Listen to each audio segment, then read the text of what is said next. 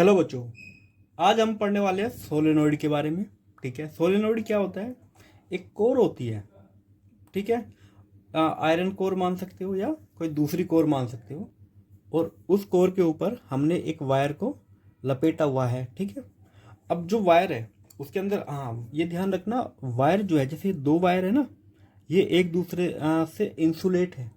मतलब ये दोनों आपस में मिले हुए नहीं है, इनके बीच में एक इंसुलेट लेयर है, ताकि करंट यहाँ पे ये वायर एक दूसरे से स्टिक ना हो जाए। ठीक है, अब क्या होता है कि हमने ये जो सोलेनोइड बनाया है, एक कोर के ऊपर हमने वायर को लपेट दिया है, और फिर उस वायर के अंदर हम करंट फ्लो करते हैं। ऐसा करने से क्या होता है, जो हमारी सोलेनोइड है, इसके अंदर से मैग्नेटिक फील्ड प्रोड्यूस होती है। ठीक है बच्चों, अब मैग्नेटिक फील्ड प्रोड्यूस होती है। मैग्नेटिक फील्ड, इसका क्या फ़ायदा होता है? देखो बच्चों, जो भी डिवाइसेस होते हैं, मैक्सिमम डिवाइसेस के अंदर सोलेनोइड लगा होता है। ठीक है, ये एक तरह से बार मैग्नेट की तरह ही काम करता है। इसका एक नॉर्थ होता है और एक साउथ पोल होता है, पर इसके अंदर जो मैग्नेट है, मैग्नेटिक फील्ड है, उसको हम क्या कर सकते हैं? कंट्रोल कर सकते हैं, कम या ज़्यादा कर सकते हैं। ठीक है, वो कैसे कर सकते हैं वो मैं आगे बताऊंगा।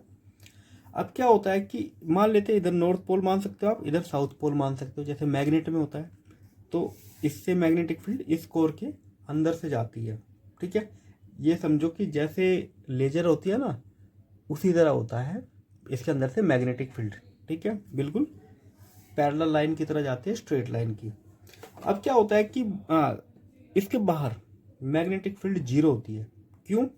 देखो बच्चों, जो यहाँ पे वायर है, इन पॉइंट पर सब में एंटी क्लॉकवाइज डायरेक्शन में करंट फ्लो, मैग्नेटिक फील्ड बनेगी। अब क्या होता है कि ये जो दो पार्ट है, ये एक दूसरे की मैग्नेटिक फील्ड को कैंसिल आउट कर देते हैं, क्योंकि इनकी डायरेक्शन अलग अलग हो गई ना। ये जा रहा है इधर ऊपर की तरफ और ये नीचे की तरफ, तो ये डायरेक्शन अपोजिट हो गई और मैग्नीट्यूड सेम है, तो कैंसिल आउट कर देते हैं। इसीलिए इस सोलेनोइड के बाहर इधर कोई भी मैग्नेटिक फील्ड नहीं होती, सारी की सारी मैग्नेटिक फील्ड अंदर से ही पास होती है।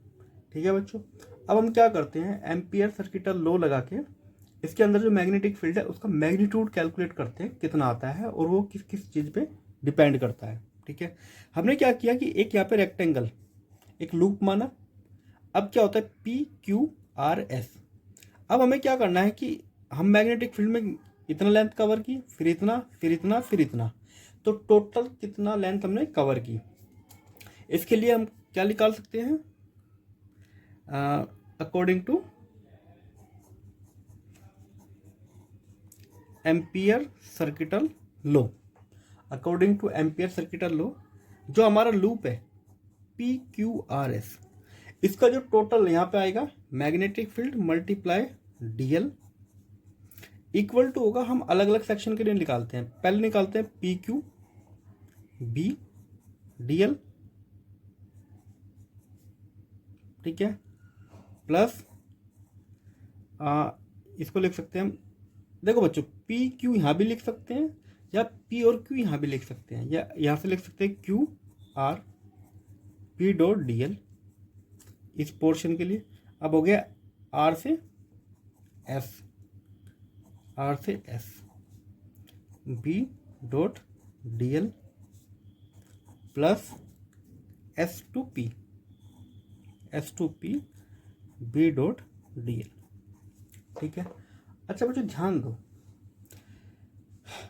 मैग्नेटिक फील्ड जा रही है लेफ्ट टू राइट, और जो ये है क्यू आर, यहाँ पे एंगल कितना बन रहा है? 90 डिग्री। ठीक है, इस केस में भी एंगल कितना बन रहा है? 90 डिग्री। तो जो आर क्यू और एस पी है, एस पी और हमारा क्यू आर, इन दोनों में क्या है?